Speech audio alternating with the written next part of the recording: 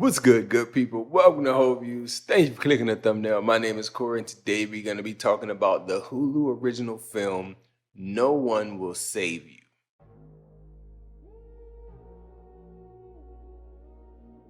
So when I first saw anything about this movie, I thought instantly, based on the trailer, this is going to be a Quiet Place ripoff.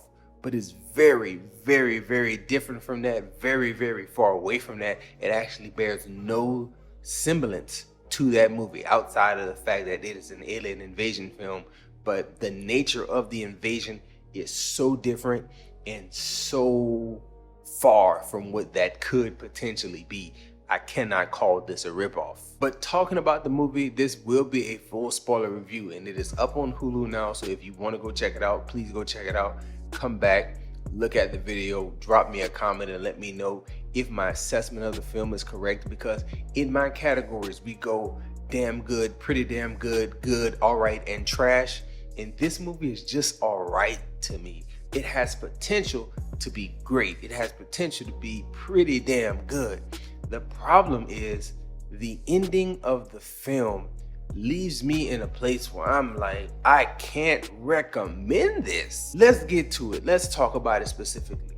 The performances, the visuals category. So I loved the Caitlin Denver performance as our main character, Bryn. She did just what she needed to do. She was terrified in some of those scenes. She did a good job. The visuals, the cinematography, the CG. CG is not the best in the world, but this is basically a straight to DVD movie. But the cinematography though, the cinematography was on point. They did some very unique things with camera angles, and it wasn't just unique camera angles for the sake of being unique. They actually deliver a little bit of story if you pay attention to the screen when they're using some of those above the head shots while they're driving around the little town and stuff. It was cool. They did some really good things with the camera to make these aliens be extra terrifying, and I thought it was good. Very good. The pace is good. The story is even good, but ooh-wee, the way they chose to tell this story is where I start to take a few issues with the movie. Kudos for storytelling in relation to the Bryn and Maud storyline. So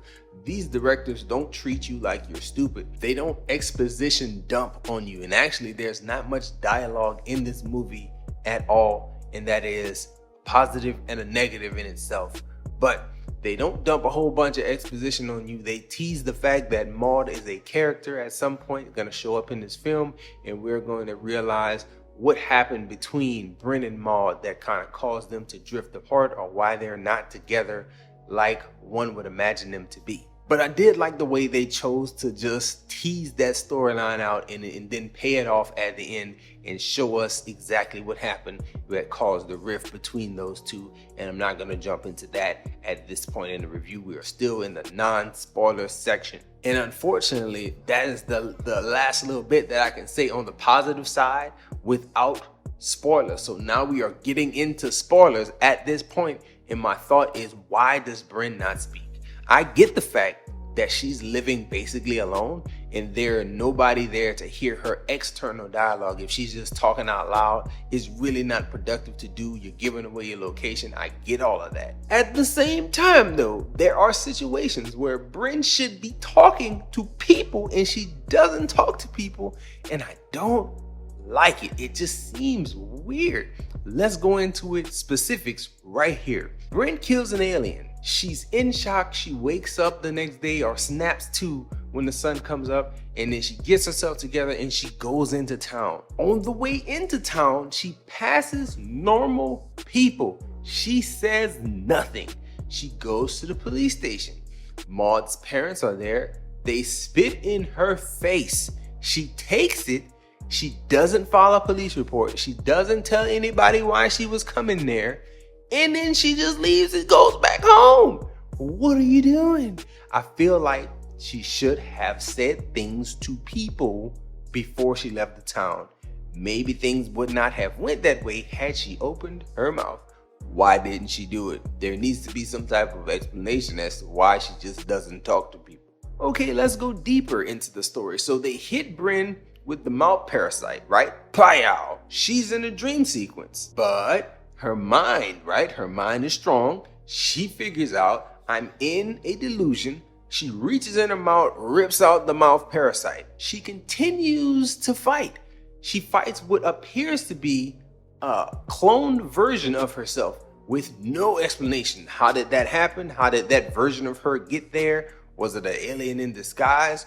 What was going on with that? There's no explanation. I feel like I need one.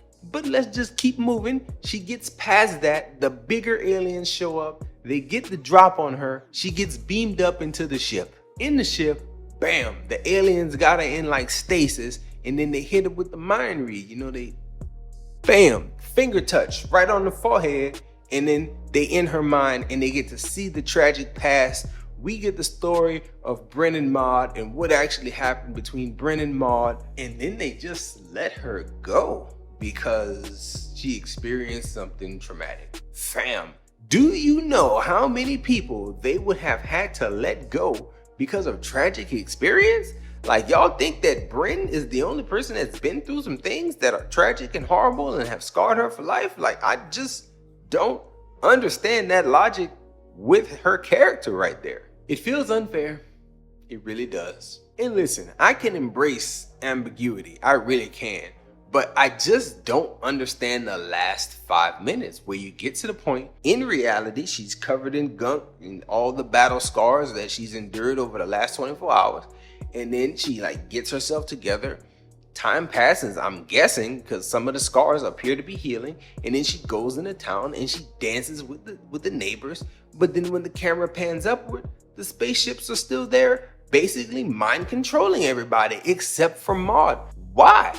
Why can she enjoy living in a world with a bunch of mind-controlled individuals and there's just no issue on her part? Like, you fought so hard for your own freedom and you don't feel like other people deserve that same level of mental freedom?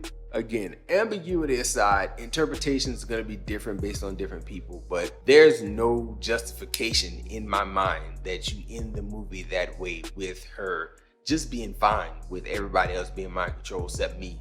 And I get to go into town and I get to dance and I wave at people and they wave back. Like, really? Like, that's just, it's kind of weird, man. And that last 5 minutes just took the movie out of the good category and slid it down to just all right. Because I know I have some friends who are horror fans that will watch it regardless. Like, oh, it's supposed to be scary. I want to see it.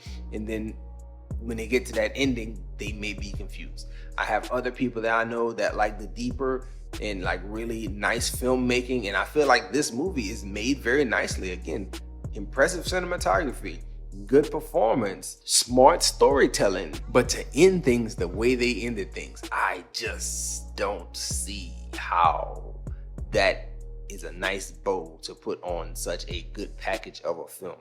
I feel like that's not a good way to end it, and it really took the movie down a whole notch for me. But let me know what you think about that movie in the comment section. I'm a sucker for the Hulu exclusives. I like them. I like all the different specific platform exclusive movies because I get to see them at the house. We don't have to rearrange schedules. I was looking forward to this one based off of one little trailer that did not reveal aliens. Then I clicked the button on Hulu and then it showed me a full trailer before showing me the movie. And I was like, oh, you just gave me the whole part of the movie. It's aliens. It looks like A Quiet Place.